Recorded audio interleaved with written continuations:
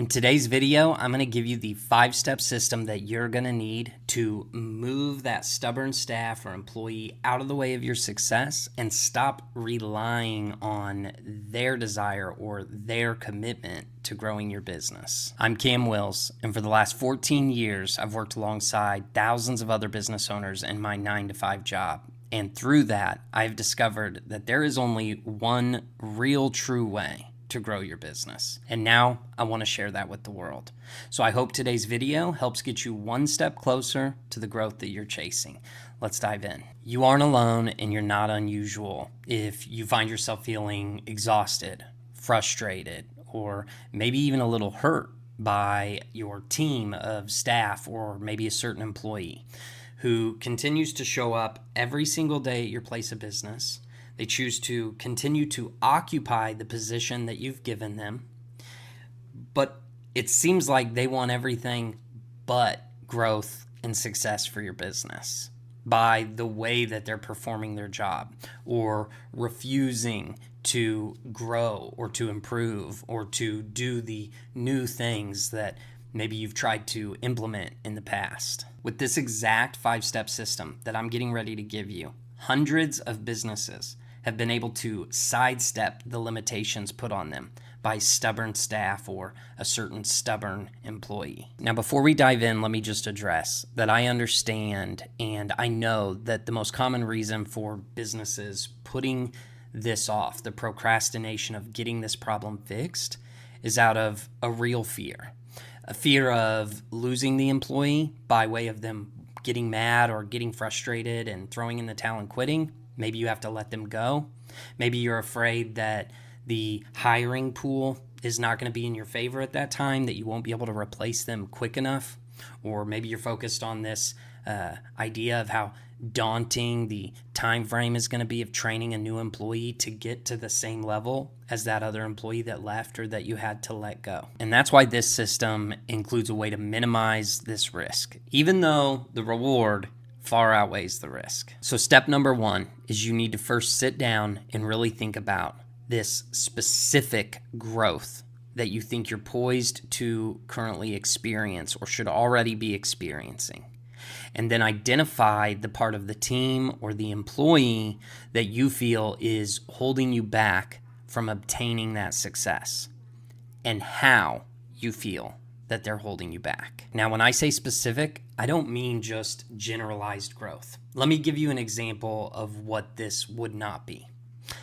Oh, I know we'd be making a lot more money right now if blank. But rather, it would be, I know that we could increase our conversion rate on sales calls if this employee by name didn't sound so careless, lazy, lackadaisical, in regards to whether they get the sales call or not. And if they weren't that way, but rather doing it the right way, then we would already be or be a lot closer to where we should be. Now, I know it's early in the video. I do want to pause and rewind back to the part about risk and fear that most of you are experiencing. By being very specific about the growth and the employee that's blocking it, rather than being very general and trying to fix the entire system in one full swoop. That is how you're minimizing the risk. If you focus on one area and one employee, and that employee refuses to adapt or to get with the program, literally, and they choose to quit or you have to let them go, you can now face this issue and continue fixing this problem just one position, one employee at a time, rather than running the risk of losing your entire team of staff, which takes us to step 2. You need to take the time to sit down and create a clear, easy to use, and easy to follow outline for this employee. And do not half-ass this. Remember, you're making this for an employee who is not naturally doing this on their own so that you can reach the success that you know you're poised for. If this means writing a script, then write a script. If this means creating a literal step-by-step guide for them on how to go about their day, then make the step-by-step guide. You want to remove as much of the effort and energy that it's going to take for them to do this job as possible. You want to remove as much of the margin of human error as possible. Now, the most important part to creating this outline and delivering it to this employee is to make sure that you hand them something else or include it in that system somewhere. A crystal clear outline and description of what the if-then outcome for them will be and what the if-not-then outcome will be for them. Meaning, make it super clear to this employee why you believe this system is so crucial for the success of the business, and explain to them why you believe that if this system is simply followed, that the business will achieve this success. Therefore, if they use it and use it properly, then they can expect this outcome or result for themselves.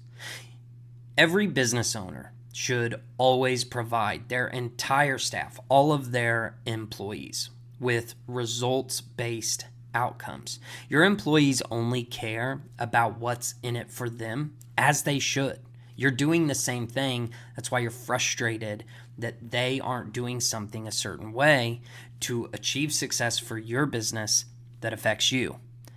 They're just the same. Now, the if not then outcome is clearly communicating to that employee what they can expect or what the consequences will be if they do not adhere to or follow the new system or outline or script or guide exactly how you taught them and informed them on how to use it, which leads us right into step 3. Now, this one's super short, but possibly one of the most important. Do not waver. Do not negotiate with this employee. You have to stick to your word. If you do not stick to your word, it will hold little to zero power over your employees from that point forward. So say what you mean what you say, and always follow through. Now, step 4 is where you need to sit down and now make your own system and schedule on how do you intend to check on or to track and measure whether the new system is being used and whether it's being used properly, the way you taught them and the way that you intended on it to be used. And then what's the frequency in which you'll be doing that? You cannot implement a new system for an employee or a person whose sole purpose of needing this new system or outline was because they were failing to do this naturally on their own, and then get mad at them for not adhering to it perfectly right out of the gate when you're not checking on them or touching base or helping make it something that's repetitive and becomes more natural to them. Now, you can think this is silly or frustrating, but just remember, do you want this new system to work? Do you want to achieve the growth and success for your business that you think implementing this new system, if followed by someone, can achieve you?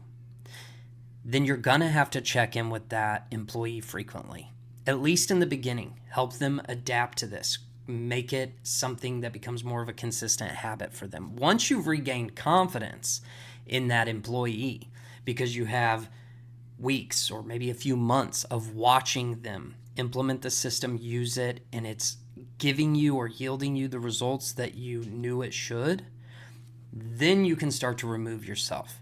Check in less and less frequently. And lastly, step 5.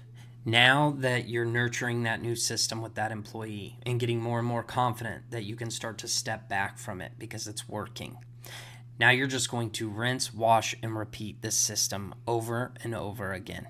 So specifically identify the next area of growth that you should be achieving and you're not, who the next employee is that you feel is getting in the way, and how they're getting in the way. And repeat steps 1 through 4 over and over again. As you do this, you are going to finally experience the growth and the success in your business that you've longed for and that you deserve.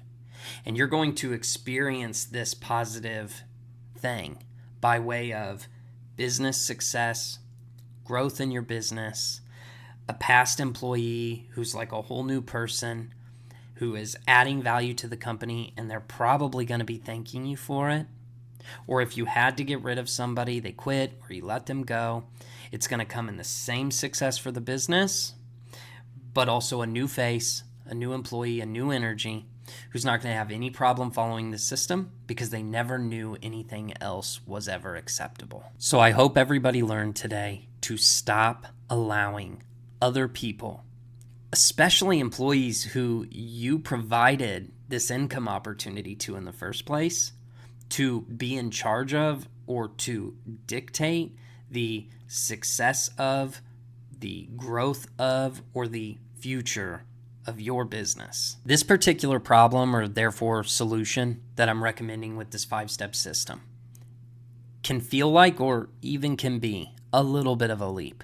But you know, and I know, that the reward from this far outweighs the risk. Listen, God did not bring you this far into your dream or vision to have you just throw in the towel or just throw your hands up and accept that this is as far as you're going to make it or succeed.